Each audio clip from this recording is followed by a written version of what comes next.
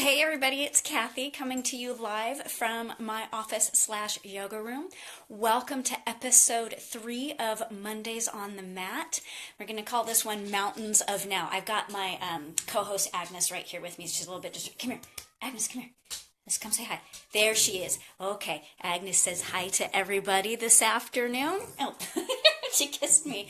And it sounds like there's also a cat saying hello in the background today. So everybody apparently is really excited that we are live this afternoon. Okay, let's put you down just a little. So today, everybody, we're going to be talking about the first 4 Yoga Sutras.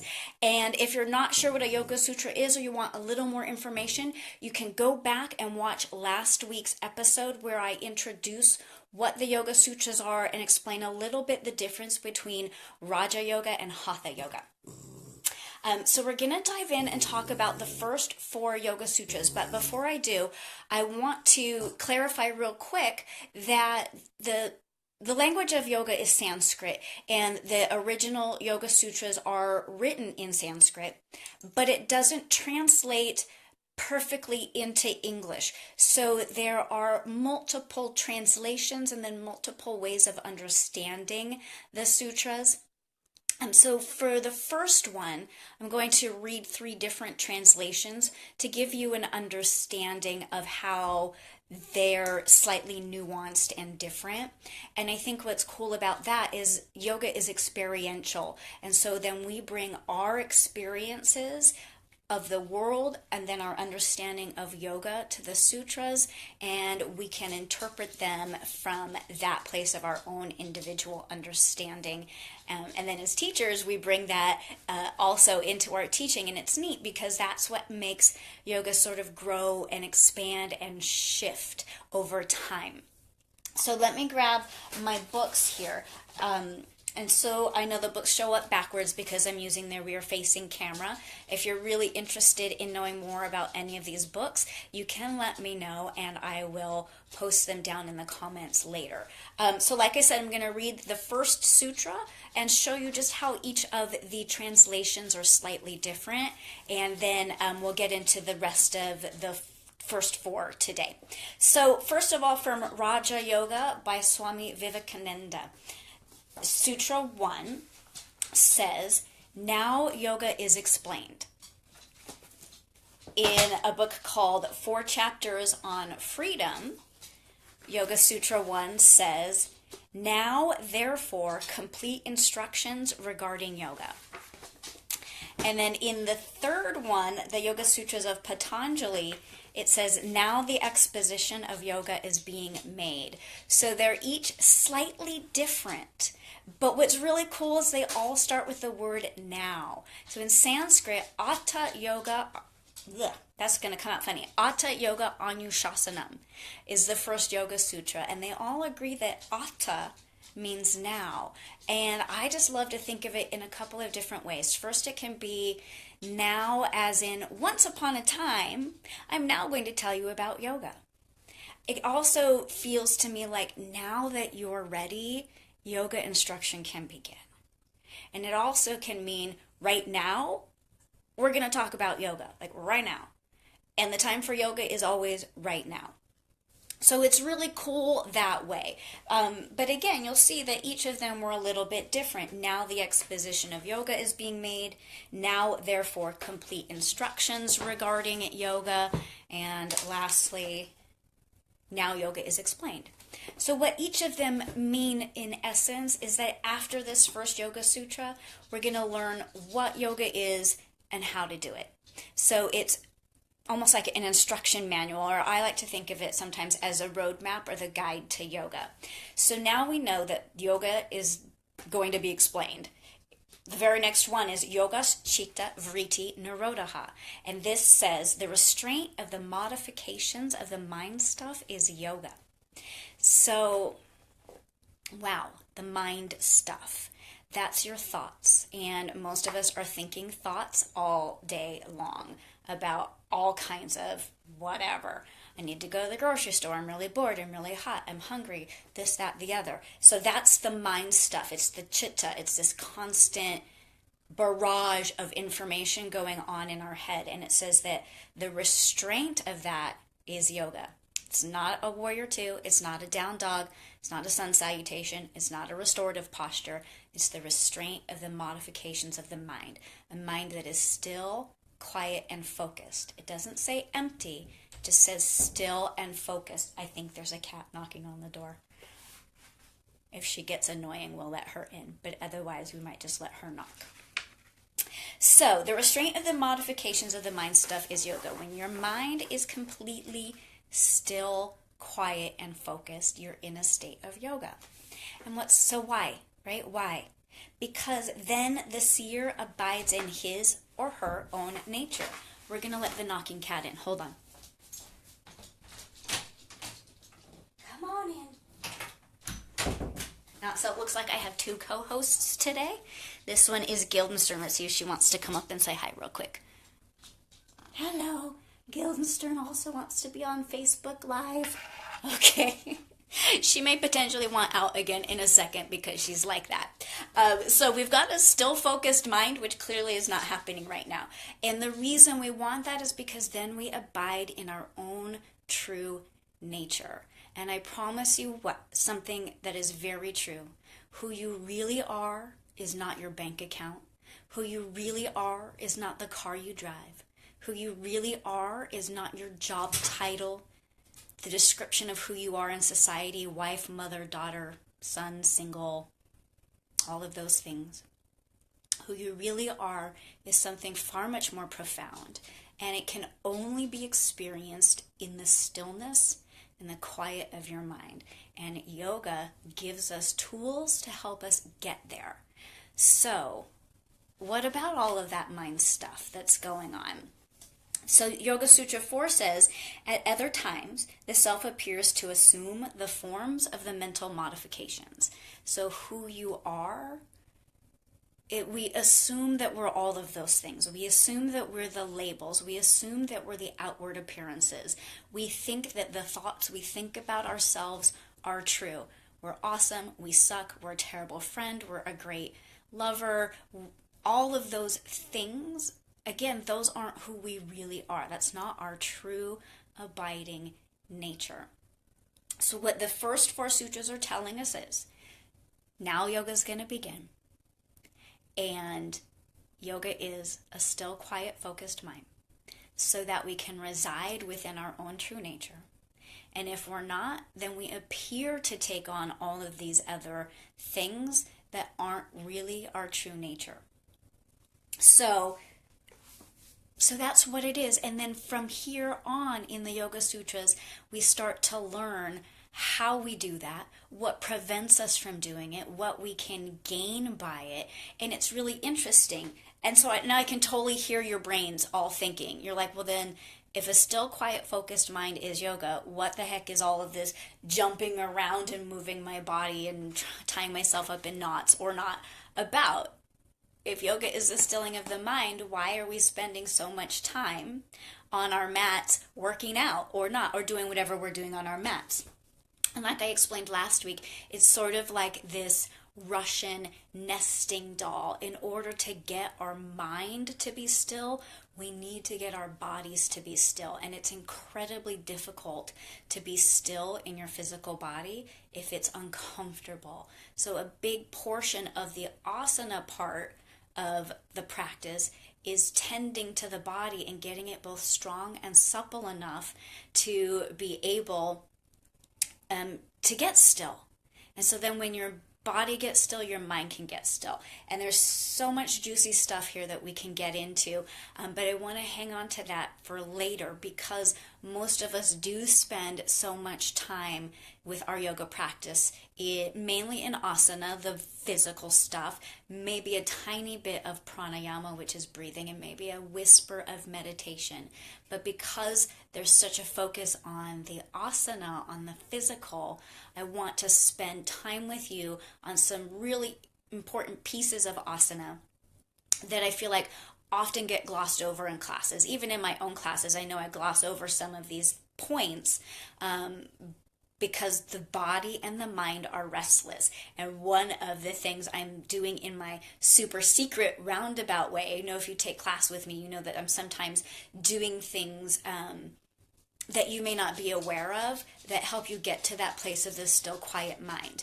And so sometimes I'm glossing over some of these poses because I know I need to get you moving to get your mind still, which is like sort of sounds backwards, but that's how it works. So last week I talked about sitting because a lot of classes start in the seated posture. And so if you missed it, you could go back and check that out. There's some really good, interesting information there. And today I'm going to talk about Tadasana, or mountain pose, and show you some really key, important points about Tadasana so that then we can talk about a whole bunch of other things, because Tadasana is the foundation for all of the standing poses. And so if we can really understand Tadasana, we can understand the rest of them. Okay, and because I'm such a nerd, you guys, I pulled out like, I don't know, 10 or 12 of my yoga books this morning and compared the notes of what they all said about Tadasana, especially in the feet. I was really curious. So in the type of yoga I've done the majority of my training in, Tadasana, or mountain pose, is taught with the feet together. But then also in the books that I was reading, the books that recommended feet together were from an Iyengar based practice. And then many of the other books talked about aligning the feet underneath the hips. And they talk about that as Tadasana, or mountain pose, being the pose that is closest to anatomically neutral. And so again, because I'm a nerd, I have like 4 or 5 pictures here in my lap of anatomically neutral in the skeleton. So I'm just going to grab one that I think is relatively clear so that we can look carefully at the feet and the legs of anatomically neutral. So here's my skeleton dude. And I know it's a dude because of the shape of the pelvis, and I'll talk about that in a second. But what you can see, if we look at the femur bones, they angle in slightly towards the knee, and then come straight down through the patella, through the patella, which is the knee, and then the fibula and the tibia to the feet. And if you look at skeletally speaking, anatomically neutral, the knees, ankles, and feet are apart. And I have another picture just to show you. That's not the only one. Any picture that you see of a skeleton in anatomically neutral, the femur bones angle inward, knees and feet and ankles are apart. So when I talk about alignment in my yoga classes, I'm talking about the alignment of the skeleton, not the muscles on top. So we've got alignment, which is skeletally speaking, and then engagement, which is muscularly speaking. Another reason why I am a fan of the feet and knees and ankles being apart in Tadasana is because of the male and female pelvis. So we just looked at the skeleton and how anatomically neutral they don't touch. And now, so here is a female pelvis and a male pelvis. So this one's the female and this one's the male. And you can see the male pelvis is sort of taller and more narrow, and the female pelvis is kind of like a little bit shorter and wider. So that means that anatomically neutral in a female pelvis, if we were to travel these femur bones a little bit diagonally and then straight down, again, the knees, feet, and ankles are going to be apart. I have experimented with both. I was actually, for about 15 years, I practiced with my feet together. And then when this concept of having the feet apart in Tadasana was introduced to me, I played around with it for a long time before I brought it into my classes. And what I discovered is that my hips and my knees and my ankles, they don't crack and pop and snap as much as they used to. And it's just my personal theory is that because we come into that anatomically neutral, the ligaments and tendons tend to stay more properly in place rather than slide around, which is some of the causes for the snaps and cracks and pops. So Let's take a look at Tadasana, because as I was alluding to in class this week, if you practice Tadasana with alignment, skeletally speaking, and engagement, muscularly speaking, you can potentially break a sweat. It's a really articulate pose. So what I'm going to do is, because I want to look at the feet first, which is the foundation of the posture, I'm going to bring the camera down, and then once we've looked at the feet and the knees, I'll bring it back up and we'll look at the whole pose. Because in yoga, whatever's touching the ground is the foundation. It's important to set your foundation wisely and correctly. That's why we're going to start with the feet and then move up the pose for the rest of Tadasana. So hang in with me while we just move the camera down so that we can look at some stuff. Ooh, sorry, that was my finger. So we can look at some stuff going on in the feet. And I'm going to talk also a little bit louder just so that if the camera's not picking me up. Oh, and this is so cool. I'm learning so many fun things about Facebook Live right now, you guys. I'm trying to see my feet, but it's popping up some of the notifications right in front of them. So I'm going to do my best to work around that right now. When we come into Tadasana, again, what we're talking about is anatomically neutral. So placing the feet underneath the frontal hip bones, which means there's going to be a few inches of space in between the feet. And when we're in Tadasana, a lot of us are disengaged when we stand. So we kind of pop to the hip off to one side, one foot turns in or out more than the other. So when you bring the feet to neutral, the toes are going to point straight ahead and spread wide. And then some of us, again, because we're disengaged, our knees move towards center line and the inner arches and inner ankles are collapsing down. That's some of us. So if that's how your body is, you need to push the inner ankle outward. That makes the knees come apart and it lifts the inner arch of the foot away from the floor. For some of us, we sort of push the knees back. Ooh, I went too far. We push the knees back and we roll to the outer edges of the feet. So in that case, you need to push the outer ankles towards center line. So then again, you see when I did that, it brings the knees back into alignment right on top of the center of the foot. So the toes are spread wide. You're either lifting your inner ankle up and out or pressing your outer ankle in, just until you get again to that spot that's anatomically neutral. Once you have that, you're going to press into the feet and engage your quadriceps. So I'm going to take a step back from the camera and turn sideways. When we start to engage the quadriceps, some of us can push the knees beyond straight into hyperextension and lift the pelvis in the back up, which is called anterior tilt. So now I've moved my knees beyond anatomically straight. That means the shins come forward until they're now straight. So if you look at that, that's beyond straight, that's straight. And so I need to now squeeze my hamstrings a little to keep that. The opposite is that some people stand too far forward, in which case they need to take the tops of the thighs, slide them back. Again, what we're trying to do is find that neutral skeleton alignment. Once you have that, the feet press down, the quadricep muscles engage and pull the kneecaps up. Okay, from there, I'm going to bring the camera up a little bit higher so that you can, hi, we're back. So what you can see is what's going to be happening in my pelvis.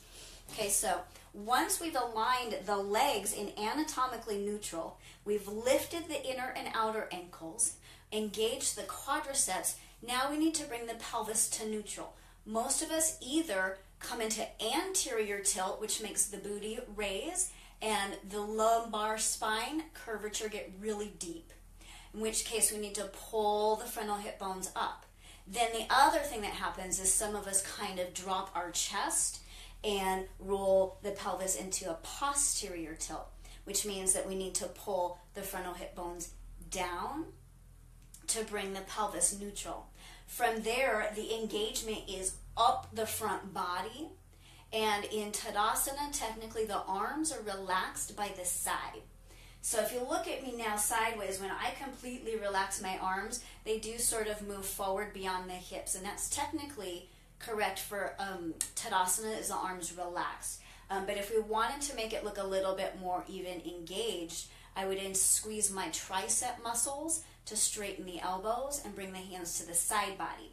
So pressing into feet, lifting inner and outer ankles, quadriceps engaged, pelvis to neutral, which requires some low core engagement, lifting the sternum, which requires deep core engagement, with arms relaxed or slightly engaged to stand tall, with a line of energy straight up through the crown of the head.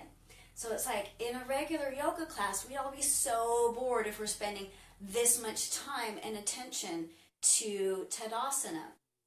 But it matters because all the rest of the standing poses come from this awareness that you have the legs in, skeletally speaking, anatomic neutral. The pelvis, skeletally speaking, in anatomically neutral, with a lift and a rise and engagement through the core as the shoulders are relaxed down. That information applies to every single standing pose and even some of the other postures as well. So while it seems a little bit boring and tedious, I feel like it just isn't fair or right for me to go into some of the juicier postures without that basic foundation knowledge. So thanks for sticking it out through the seated pose last week, Sukhasana, and the basic standing pose this week, Tadasana. So that now we've got that great foundation, we can move into some of the other postures. The first one is going to be Adho Mukha Svanasana, or downward facing dog, because I had a request for that and I want to absolutely honor all the requests that I get in. If you have a request of a pose that you'd like to see, please definitely shoot it my way. I'm happy to work that in a way that's meaningful and makes a lot of sense. And otherwise, what we're going to turn the corner towards next week is why alignment matters. I kind of started to talk a little bit today about the difference between alignment and engagement. We'll talk about why those matter, and we'll talk about Adho Mukha Svanasana, downward facing dog, which will get even really interesting and a little bit more nuanced. The thing about all the yoga poses is they have so many pieces of nuance, and I think that you can chew on them for a lifetime and always find something new to discover. So come back and see me next week for why alignment matters and for Adho Mukha Svanasana. If you want to see me in class this week, I'm here all week, Tuesday 6:30 to 8, Wednesday 5:30 to 7, Friday 9:30 to 11, and Saturday 9 to 10:30. I'm all full up on privates right now, so I do have a waiting list for private lessons. If that's something you're interested in, please contact me and get on the waiting list so that the moment a spot opens up, you can have it. And what else? I think that's it for today. I hope you have a beautiful, wonderful rest of your Monday. I look forward to seeing you in class this week, and I look forward to seeing you live next Monday at 12:30, where we'll talk about why alignment matters and downward facing dog. Have a great rest of your Monday, yogis, and I will see you soon. Namaste.